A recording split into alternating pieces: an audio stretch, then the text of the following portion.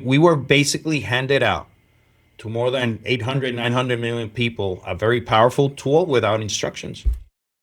You will have two different types of workers inside of the organization. The rogue AI person who has all the tools and it's tinkering around with different solutions, and the one who is still doing their manual Excel spreadsheet and probably still using the fax machine. So that there's going to be some losers and some winners, and I think the winners will be the small guys. For about 30 years, size was the mode. If you were small, you competed on charm. You smiled a lot. You hoped the giants never noticed you. And then AI showed up, and all that size started working against the big guys and their inability to pivot. My guest, Juan Carlos Pedreira, co-founded the Social Business Hub, which is a digital consultancy here in San Juan. For 15 plus years, he's been dragging traditional media into the digital age, and now he's dragging them into the AI one. Teleonce, the Spanish broadcasting system, Telecinco. He advises across Puerto Rico, the Dominican Republic, Costa Rica, Panama. He sees who's moving and who gets stuck. He also has a law degree, which is more schooling than I've ever managed to commit to, so kudos to him. So can the small guys actually outrun the big guys now? Or is that just a comforting story we tell ourselves? Here's Juan Carlos. So you've got this double view, right? You run your own agency, so you live the reality of a business every single day.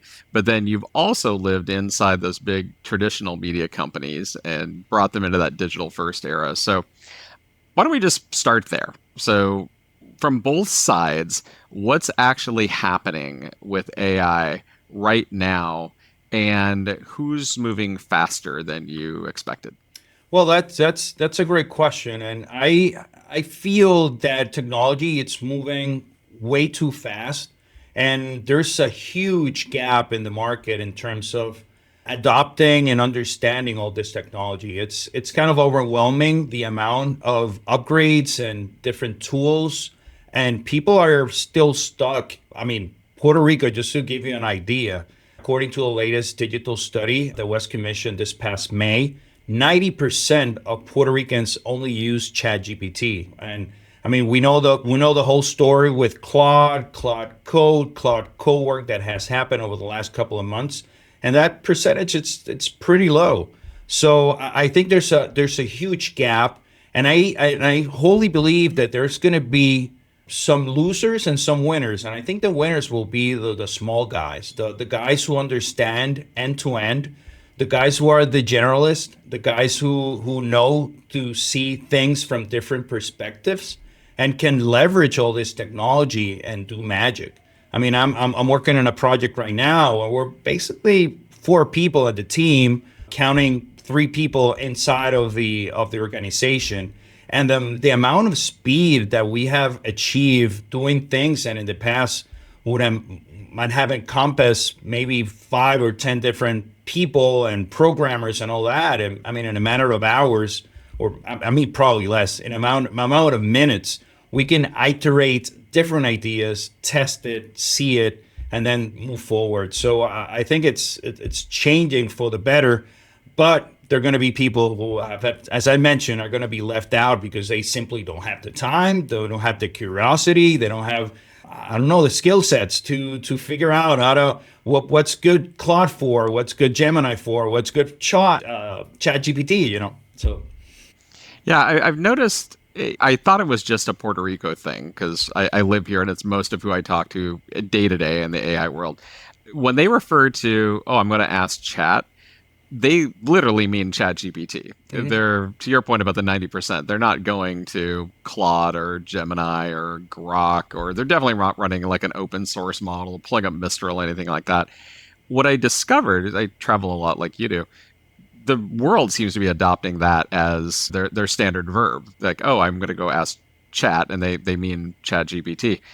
Do you think that they're really missing the boat by not getting out? That was not meant to be an island joke. yeah. Do you think they're missing the boat and not getting out there and trying those other models? Or is ChatGPT good enough? And if they actually pay for the paid version, we can teach them to get really good at using that?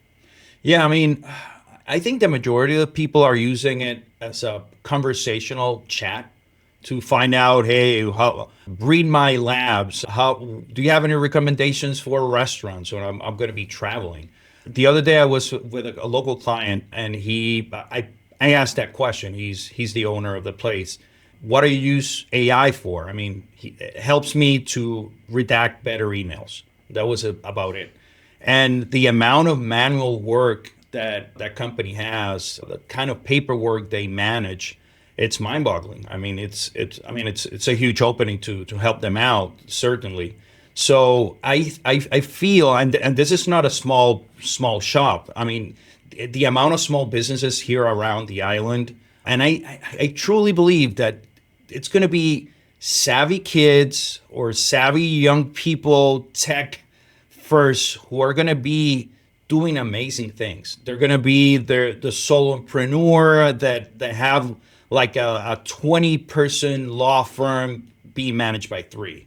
And that same story goes to advertising agencies, which I have had a chance to look into it. And the list goes on and on. I mean, optimizing meetings, I mean, transcribing conversations, doing presentations. And I mean, ChatGPT, it's good for certain things, but I mean, if you look at the cloud world with all the different co-work automations, and you see the MCP connectors and all that, I mean, just look around and see all the software companies building MCP connections, and just basically you can find all the different layers of a business are being deployed through that layer of MCPs. And once you connect all those, I mean, it's amazing. I mean, just a few hours ago before recording this podcast, I was doing some digital marketing analysis for a client. I mean, it connected to their website, it connected to their Google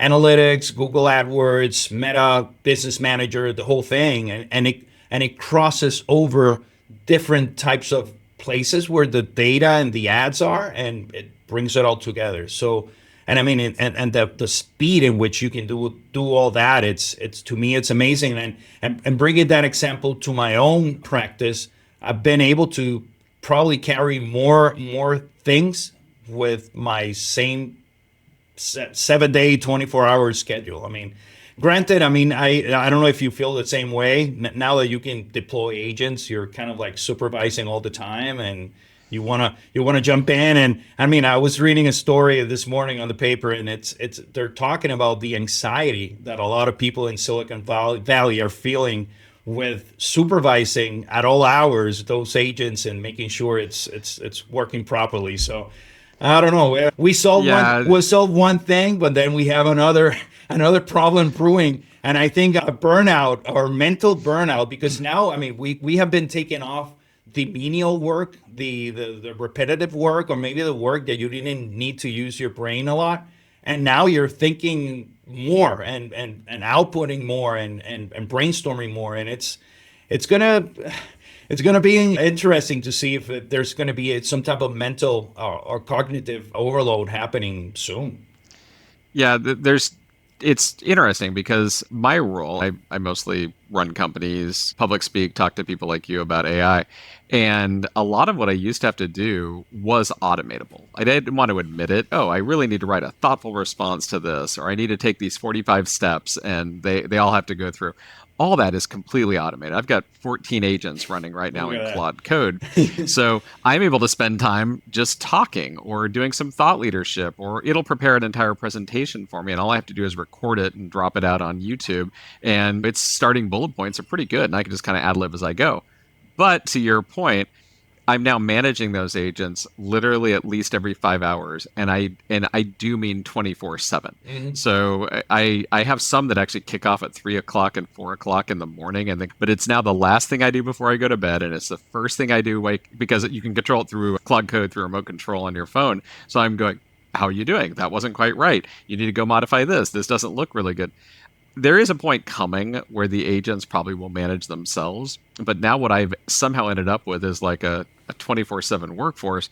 Comparing it to Europe, where they lock you out at 5 p.m. each day, so you can't even go on Slack. we now somehow are working 24 hours a day. one of the companies that I invest in, it's funny you should mention that about MCP. That's what they're doing right now. They are connecting enterprise companies to their source data. And it's amazing how many of them inside the company still think AI hallucinates. Well, unless you give it actual accurate data. If you ask it, how are my financials, and it can't see your financials, it's going to confidently make up your financials for you or make up your media data. Give it an MCP and it can go get it real time. How do you... there's a hurdle I think we need to overcome, which is a trust hurdle, where you need to get people not remembering the first time they asked ChatGPT back in January of 2023, what is love? And it responded, baby, don't hurt me. Or how do we get them to the point where they start understanding it's not just going to be a good business tool, but it actually has been for a couple of years, and they're kind of late to it? Well, I mean, it requires to jump into the waters and test it and see it for themselves. Certainly, I mean, I'm an optimist. I feel confident that this technology it's gonna be net positive for the world. But I think it's gonna cause some pains while we're transitioning to this new era. I mean, it's if you see the statistics of people who feel negative towards this type of technology, I think it's more of a lack of understanding and a lack of using it on a day-to-day basis. I think we still have too many companies that are locked in an org chart that was meant to be in the 1990s. I had the opportunity to work with a client, 100 person workforce, and one of the things I mentioned the human resource director was basically let's while this thing is evolving, let's figure out what's the new org chart. Where is it? Where things are going to be structured now that we are deploying agents doing stuff that maybe middle managers were doing, or maybe stuff that it's taking time of creativity. It's taking time of doing interesting things.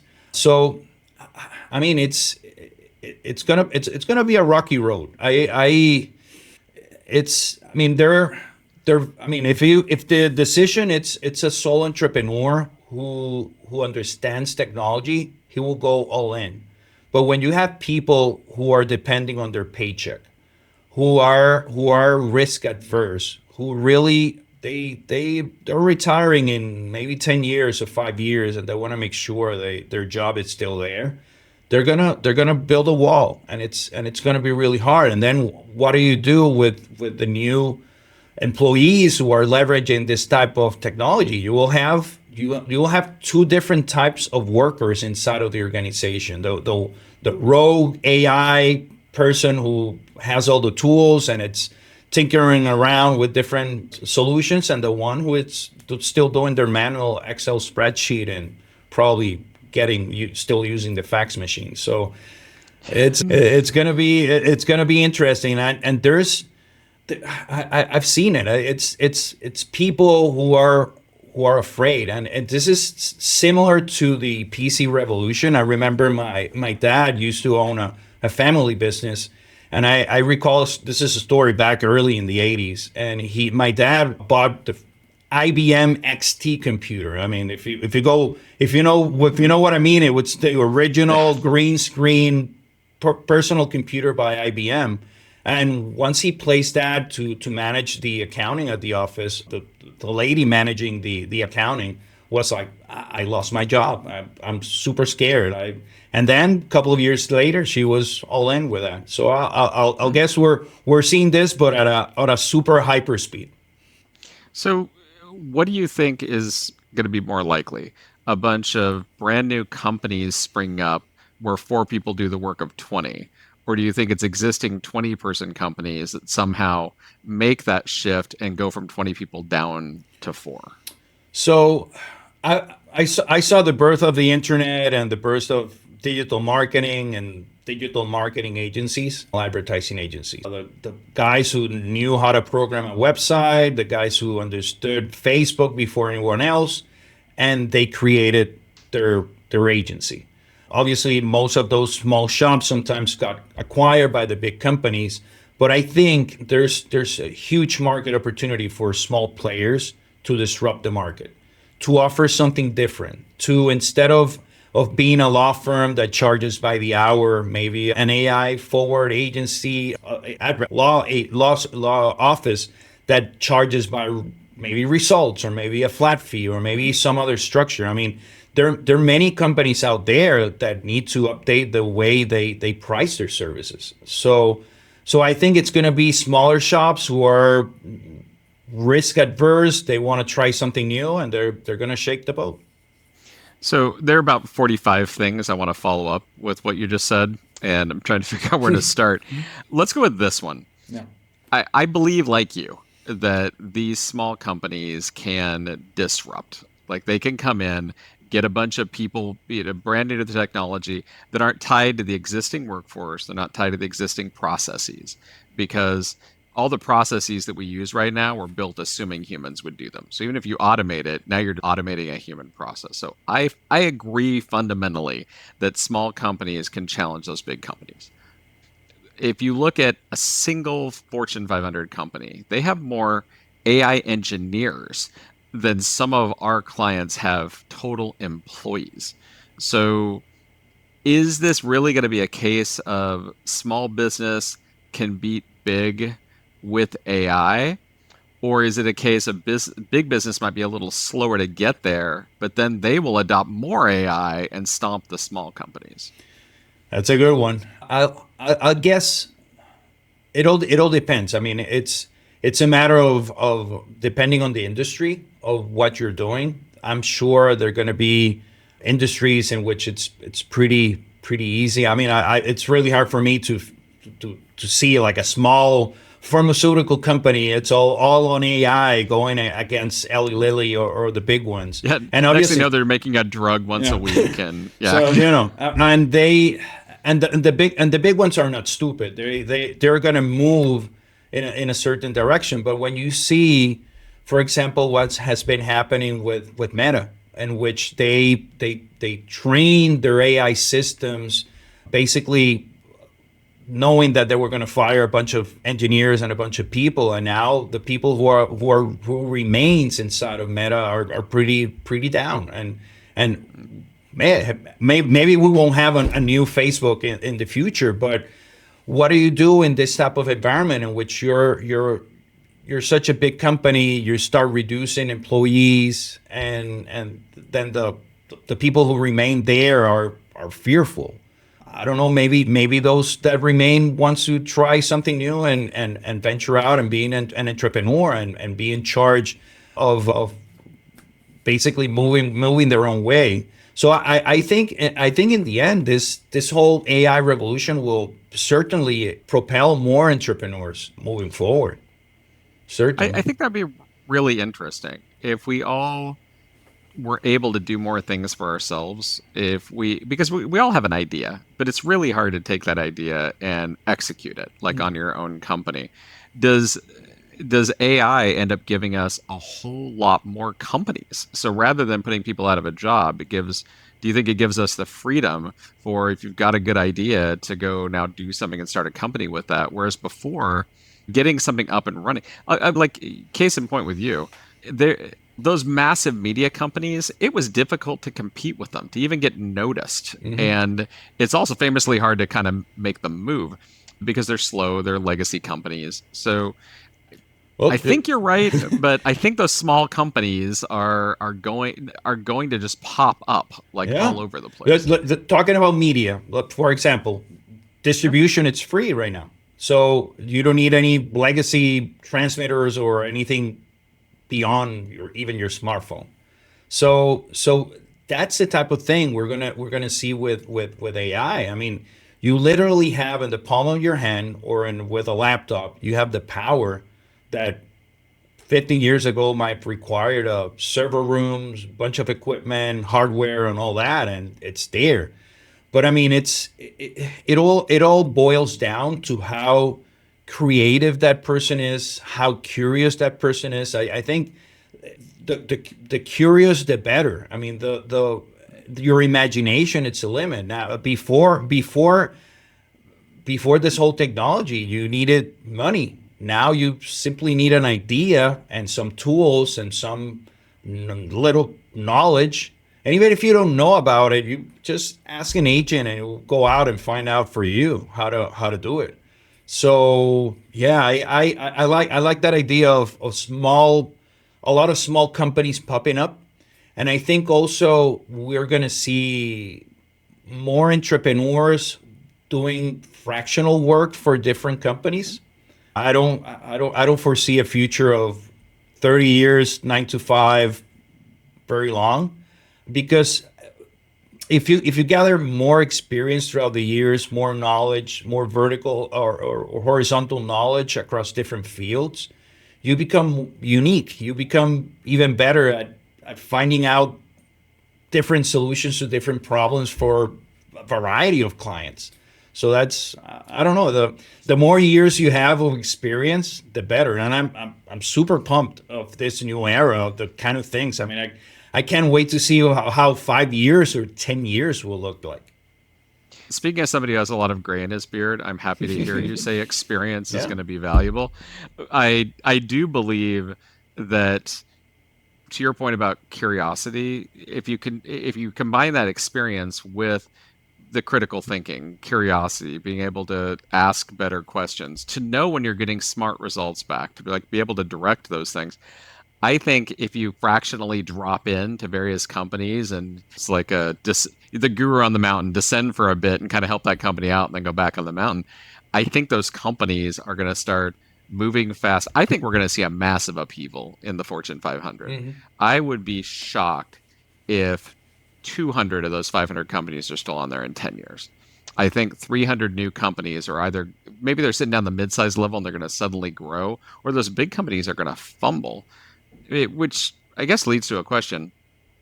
As a small business owner like you, I tend to worry about what the Fortune 500 is doing, and maybe I shouldn't be, because the Fortune 500 is slow and they're really far away. It's going to be a while till I get a few billion in revenue. On the other hand, you and I have competitors down the street who are all in on AI, and they're fast, and they're right here in down the street on Ponce de Leon in San Juan. So is the real threat going to go from being those big companies, we should maybe not care about them all that much, and instead care more about moving first, like being the first ones to jump into an idea, like the first ones to go all in on AI, go all in on the future? I think first always wins. I mean, the only other example that it's a second, it's like Apple. They wait for everyone Yes, else. they're not first for anything. Yeah. But they were first with the iPhone. That's for sure. But they always wait for Samsung to do something new. So I I think it's the first one, and it's the one who doesn't have the baggage of an organization that holds them down. When you go into mid-sized and bigger organizations, especially traditional organizations, you have middle management layers, people who don't understand the technology. No, this is, I mean, for example, let's do a project related to AI and marketing. Why do I need to involve someone from IT when basically what you need to involve it's a CMO and the people managing the advertising agency and all that, and those are the ones who are going to be in charge of the project. So I think this has to be, if it's going to work for a bigger company, this needs to be a full-time project that the CEO will handle, and from the CEO down, he will say, "Hey, the clock is ticking. We need to start doing some small projects. We need to test, iterate. If we fail, let's change it. But we need to figure out how to integrate all that." And I'm seeing it at every company that I jumped in and start looking around. I mean, big companies here in the island, who you will be amazed that they haven't scratched the surface. And I mean, it's stuff that it's not overly complicated to implement, but it's super obvious what the opportunity it is. I mean, and the opportunity will lie in basically embedding us and many other people inside the companies and being the seed of change. I mean, work hand in hand with a leader inside of the organization who will guide us and, hey, let's go this way, or let's open up this door and figure it out. And us creating the magic and the opportunities to transform that company. But if those seeds are not placed, this whole thing will not work. I mean, I don't know if you, but every morning, like I used to read like books and stuff that I was curious about. Now it's like all AI and listening to this podcast or going into a webinar and going here and there, because there's so much to absorb that I feel that if I take 2 or 3 weeks off, I'm like way behind. I haven't checked X. X is my go-to social media drug. And I know tonight I'm going to learn something new that has been happening on the AI world. So that's. Oh yeah, I listen every day to exactly one podcast. No, it's not my own. That would be weird. It's called the AI Daily Breakdown, and it literally tells you the 5 biggest stories that occurred in AI yesterday, and they've been running it since the start of 2023, and they haven't slowed down at this point.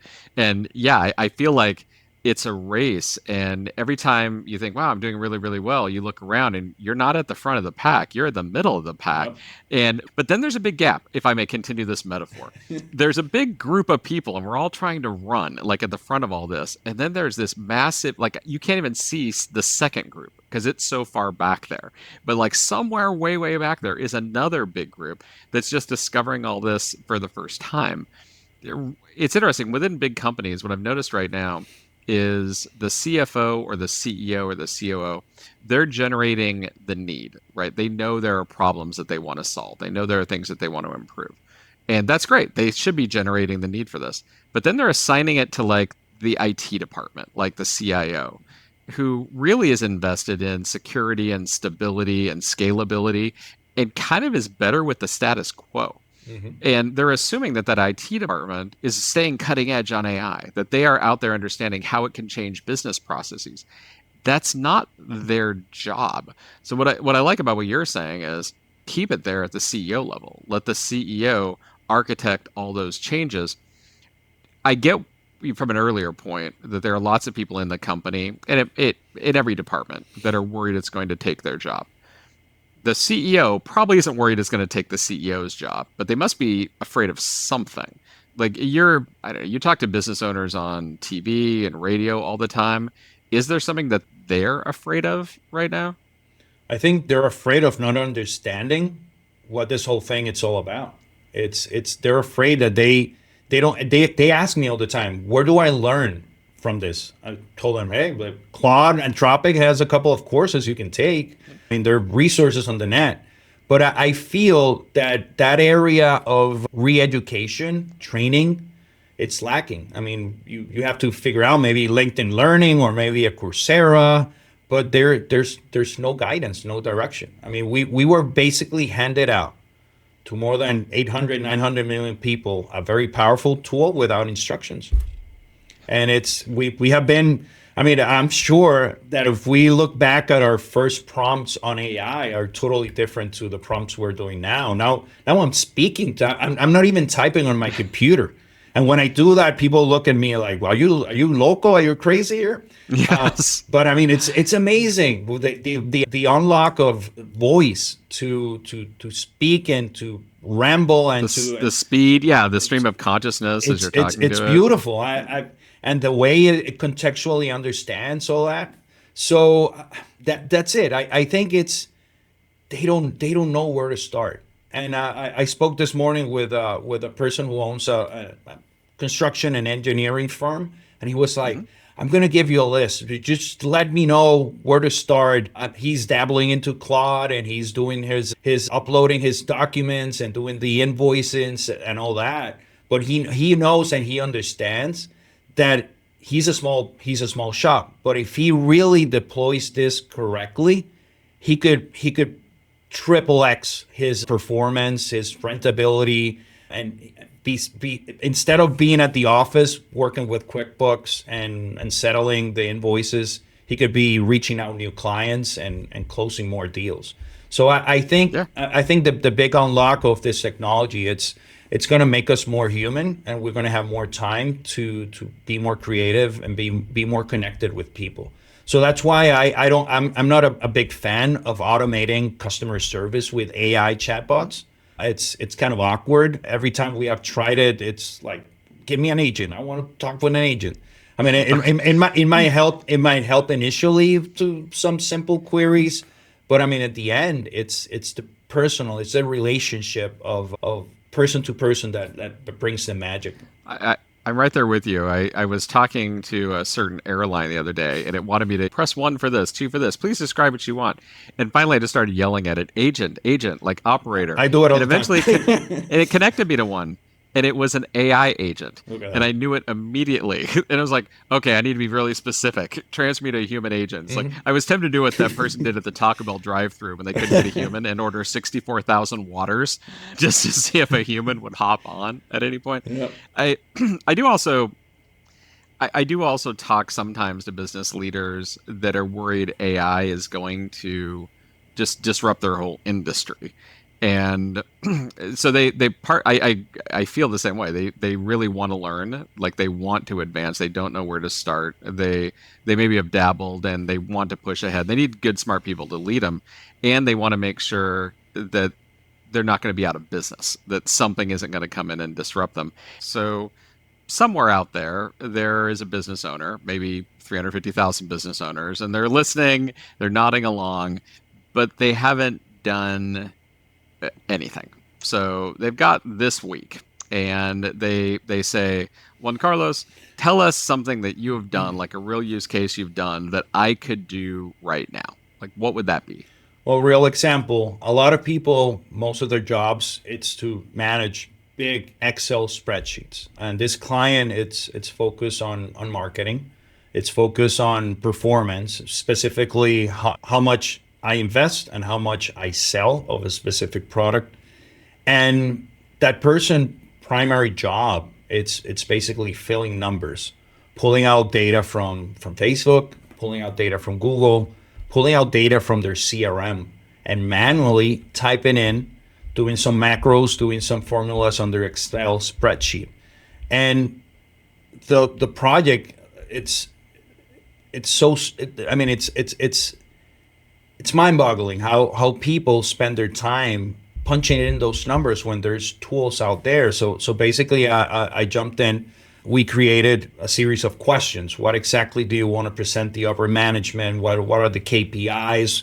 Show me your Excel spreadsheet. And we basically ingested all that information inside of Claude, and based out of that, we created some skills in which we train our project and inside the project of the client, and we basically got the final output once we have everything connected in just a matter of minutes. Something that to that person might have taken the whole day.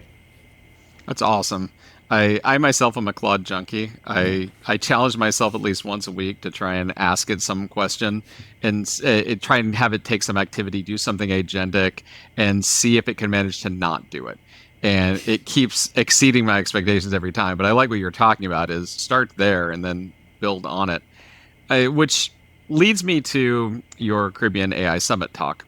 So first of all, thank you for presenting at the Caribbean AI Summit, October 9th and 10th in San Juan, Puerto Rico. I think it'll be well attended. Your talk is titled AI for Humans, How a Small Business Can Now Outcompete a Fortune 500 Without Hiring a Single Engineer, which essentially summarized this entire conversation that we've just now had.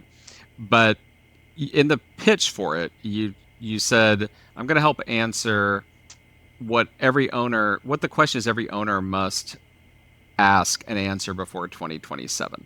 So I don't want you to give away the talk because I want people to actually come and hear you. But what is that question that every owner must answer before 2027?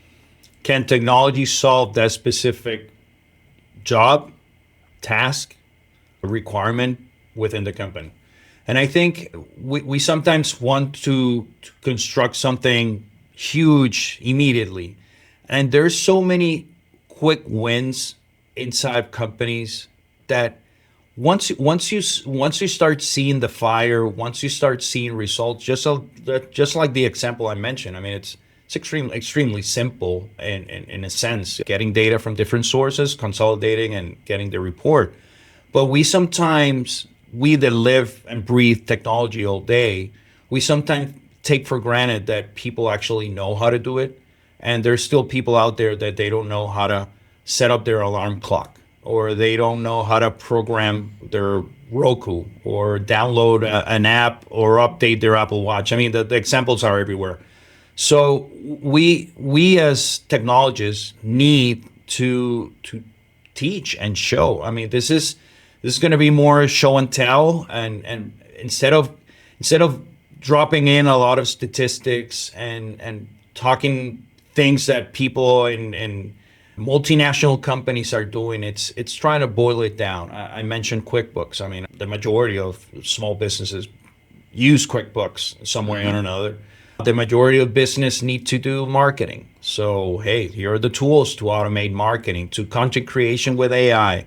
And there's so many different areas that once you start spreading that AI within the SMB and the company, I mean, it's magic. For example, a lot of companies, they don't have the resources to have an actual researcher or expert in branding, or an expert in product positioning.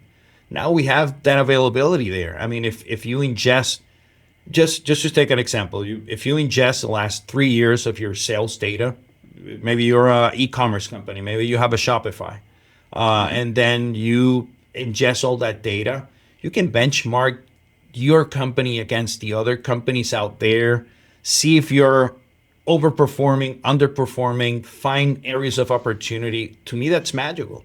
I mean, maybe that conversation with a chatbot might open up a new line of business for the company, or unseen opportunity. So that's the type of thing I would like to talk during the summit. Show the small businesses in Puerto Rico that this is more than a card tricks or magic. This is an actual full power tool that, with the right knowledge and the right information and the right prompts, you can do a lot of things, and you can do a lot of things here in Puerto Rico. I think your session will be well attended. So one last question, prediction. So let's look 2 years out. Do you think that the gap between small and big businesses will be wider or narrower because of AI? It's going to be wider, and it's gonna be, as I mentioned previously, it's going to be driven by small upstarts that are completely off the radar.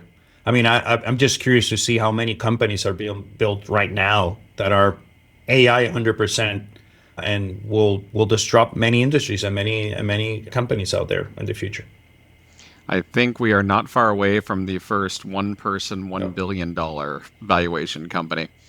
Juan Carlos, thank you for joining us. To all the listeners, if you want to hear him in person, just make sure you attend the Caribbean AI Summit, October 9th and 10th in San Juan, Puerto Rico, or watch him on his many, many media outlets. I thank you for taking the time. That is our show. Thank you, Heather. Thank you. We asked a lot of good questions in that one. We asked about the gap. Juan Carlos cites a study from this May. Of the Puerto Ricans who use AI at all, 90% only use ChatGPT, and I think the vast majority of them, 99%, use the free version. He asked a business owner what AI does for him, and his entire answer was, it helps me with better emails. We asked about the two workforces. He says every company is splitting into the rogue AI person, and then the one still feeding the, metaphorical at least, fax machine. His dad bought an IBM XT in the early 80s, and the lady running the book said, I lost my job. I'm super scared. But 2 years later, she was all in because she got over it, and we accepted the new technology because we always do. It just used to take longer than it does now. And we asked about the flip, because before this technology, you needed money. You needed a lot of money. Now what you need is an idea, some tools, and a little knowledge. We used to fill a whole server room, now it fits in your hand. And underneath all of it, his real bet is that this technology is going to make us more human. He won't even automate customer service because person to person is what brings the magic. Oh, one more thing. The giant is slow because it's big, And for the first time in a long time, that's your opening. Make sure you take it. Because he'll make that case in person at the Caribbean AI Summit, October 9th and 10th here in San Juan, Puerto Rico. This talk is called AI for Humans, How a Small Business Can Now Outcompete a Fortune 500 Without Hiring a Single Engineer. I told him that he basically gave away the abstract and the title, but I was super impressed. So let's come watch him prove it. I'm Edward Roske, and until next time, keep asking good questions.